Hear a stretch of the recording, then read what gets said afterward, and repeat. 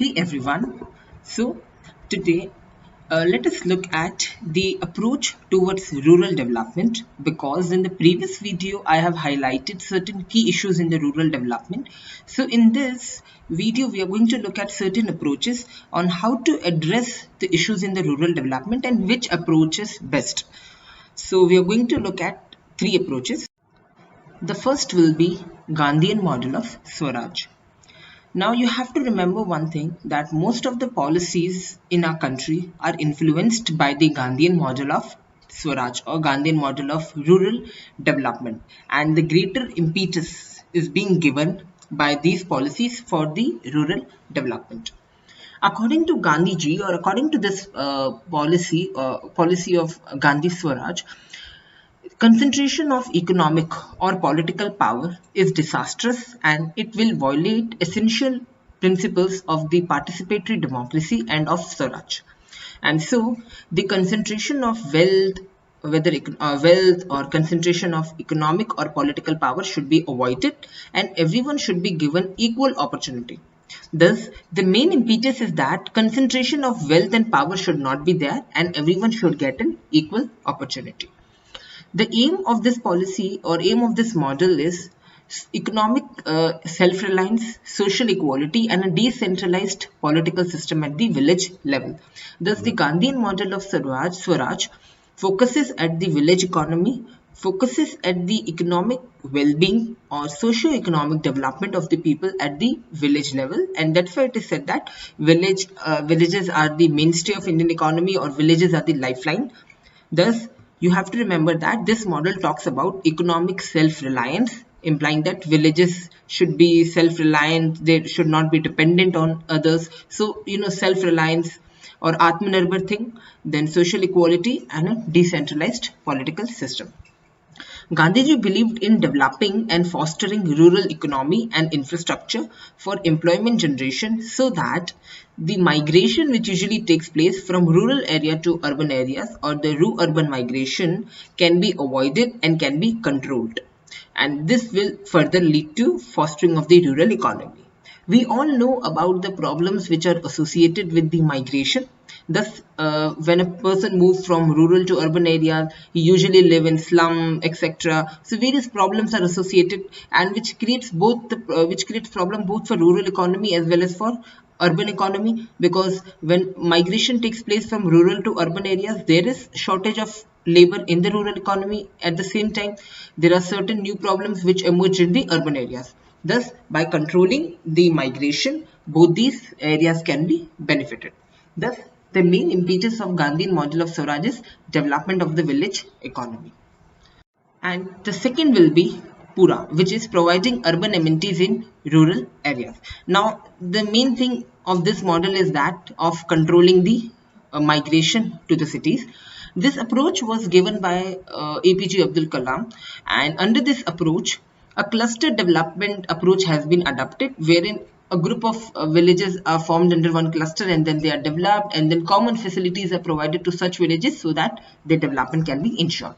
Under this, cluster development system has been adopted to develop rural areas, wherein 50 to 100 villages are joined as a one cluster and are provided common competency. So they are usually joined based on their common competency or mutual markets, and then they are integrated horizontally or vertically as a PURA complex. So you have to remember that you form a group of 50 to 100 villages into a cluster. Now that cluster is based on certain things like a mutual market. For example, these 50 to 100 villages can be the villages which are excellent in traditional craftsmanship, or these 50 to 100 villages are close to the network of highways. Then you integrate them horizontally or vertically, and this will ensure that these 50 to 100 villages are developed by providing certain connectivities. Thus, this approach stressed that certain connectivities or 4 connectivities should be provided to such complexes, which is physical, electronic, knowledge, and economic.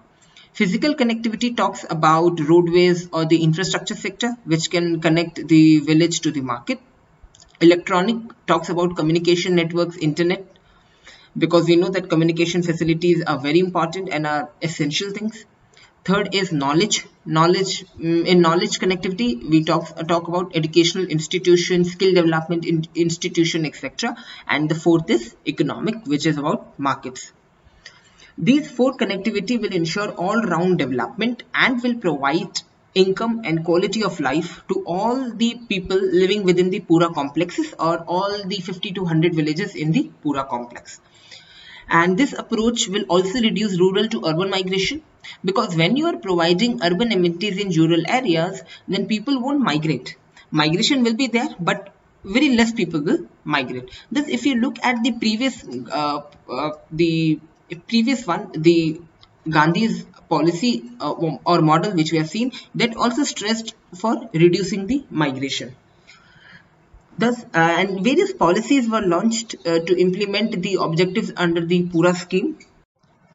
The third model is Nanaji Deshmukh's model of integral humanism. Now, before understanding this model, you should understand the meaning of integral humanism. Now, integral humanism is about the human life harmonization, or integrating human life with other spheres of life, like the responsibilities a person has towards the society, nations, etc. So integral humanism insists that every human life is embodiment of harmonization, not only in body, mind and intellect, but also in all spheres of life, like sharing duties as well as rights on human to human, or individual to family, family to society, family to village, society to nation, or society to people, etc.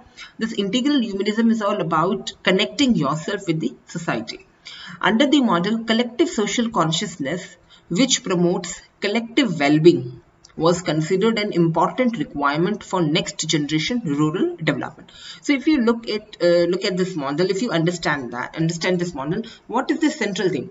The central theme is about promoting collective well-being, and that collective well-being comes from collective social consciousness, that you take everyone in confidence. And when social consciousness will be there, and that is an essential requirement for the next generation rural development, or for the future rural development. Now, so these are the three models of rural development. So how to develop rural economy? Few practice questions. The first is, with reference to PURA scheme, consider the following statement. First is, it was propounded by APJ Abdul Kalam, or this model was given by APJ Abdul Kalam. Second is, it stressed on four connectivities, which is physical, knowledge, electronic and economic. Now you have to choose whether both the options are right, whether one is right, two is right, or either both of them are wrong. Here the correct will be option A, because both the options are correct, and we have seen that PURA scheme was given by APJ Abdul Kalam, and it talked about four connectivity, and when these four connectivities are provided to a village, a cluster of villages, then the standard of living of that village, or the people living in those villages, also increases. So, thank you.